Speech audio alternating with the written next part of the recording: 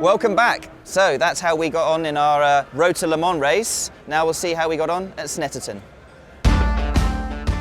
The Norfolk track would see the race debut of Johnny's other pupil, Bonamy Grimes. We're here at sunny Snetterton, which is quite unusual for Snetterton, with the 458 Challenge car, where myself and Bon are going to do the second round of the Brit Car Endurance Championship and hope that we have a little bit more luck than we did in the last one. So in the Brit Car Endurance Championship there are various different classes. There's 4 classes in total, and the Challenge car is in the same class as the Porsche Cup cars and various other cars, and in fact our sister car over here is probably going to be our biggest competition in this race.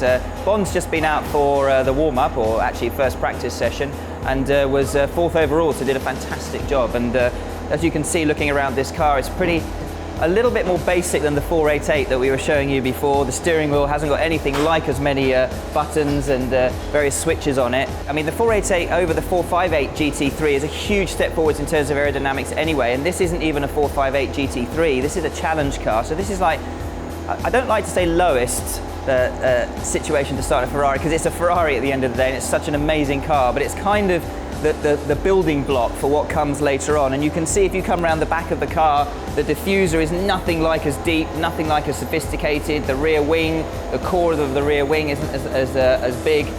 There's slightly less power, although in actual fact sometimes the challenge cars can actually be quicker in a straight line because they have less aerodynamic downforce. That also means they have less drag, so that allows them to be a lot quicker in a straight line sometimes.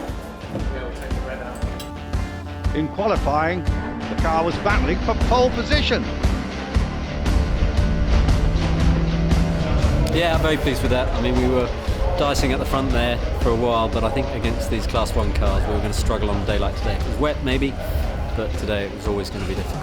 It's a great day's racing. Make sure we get plenty of fluids in because it's going to be really hot in the car. 4 hours, great track time. Can't wait. It's exactly like Silverstone. I was just getting greedy because for a while we were overall pole, exactly the same as at Silverstone. I got pipped on the last lap by a couple of GT3 cars and dropped to 3rd, and same thing happened here. Unfortunately, I had a bit of traffic and then a little bit of a problem with my glove getting stuck in the paddle shift, which has never happened to me before. So I think we could have had front row. In fact, I know we could have had, because I was 4 tenths up on my predicting. We're only 2 tenths off second.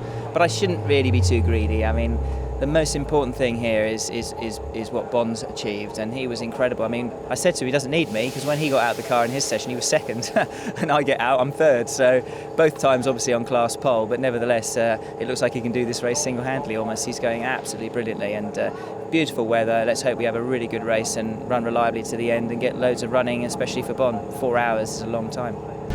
As this was Bon's home track, his wife Jules, a scout leader, brought along her troop to support the team. The scouts had access all area passes and were able to get a great introduction to motorsport.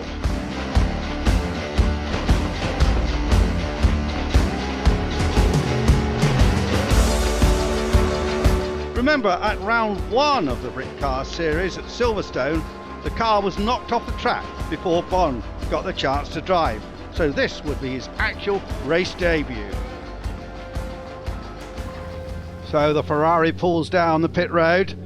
Bonamy Grimes watches on as Johnny Mowlem starts the race. A rolling start here from the 2nd row of the grid. In front of him, the Mosler MT900 of Manuel Cintrano and Xavier Morcillo.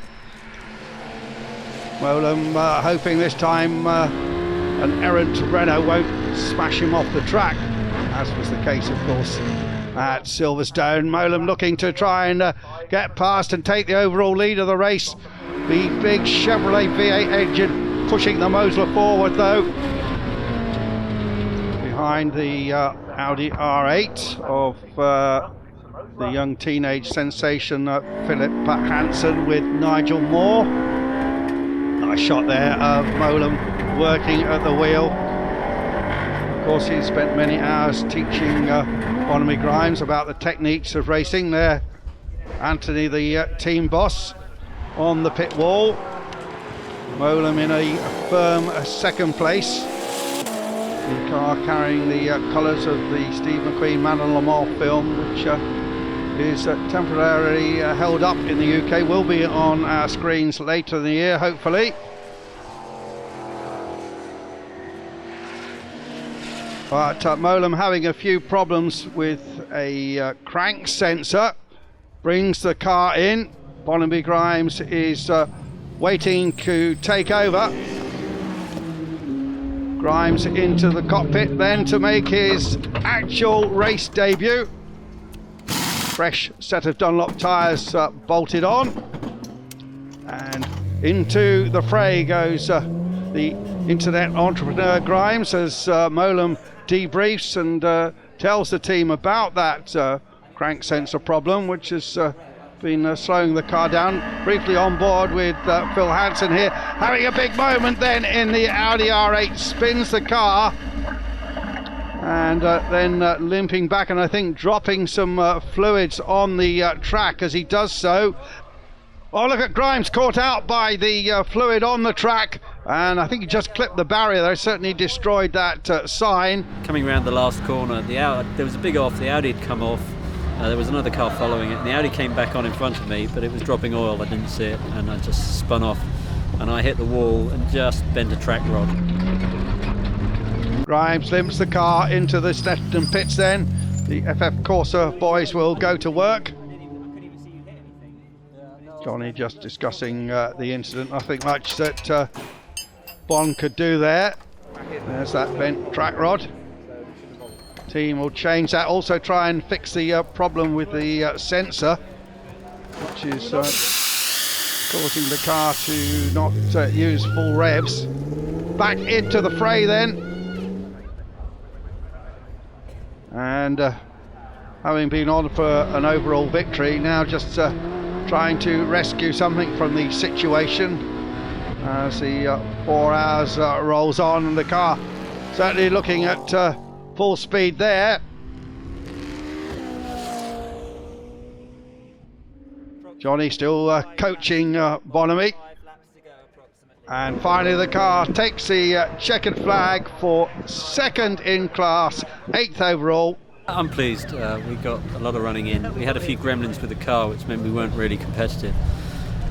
So it was a bit of a challenge. But the conditions were great. It was hot, but lots of fun, and got some good mileage in. So it was a good day overall. Oh, it's fantastic. I mean, the lap times he was doing were actually only a few tenths behind what Mike Wilds was doing in the sister car that ended up winning overall. So it just shows you what might have been if we hadn't had our mechanical problems. So I think he did very, very well. I mean, you can't underestimate, we just make it a throwaway remark, his first race, but you can't underestimate how hard it is to go out there and deal with other cars and deal with the track conditions and people going off and bringing dirt on. At some point, I think the Audi lost a load of oil just literally in front of Bon, and he ended up going off the track. Things like that, that's just such a steep learning curve that you're going to use that every time you race from here on in. So I thought he did exceptionally well.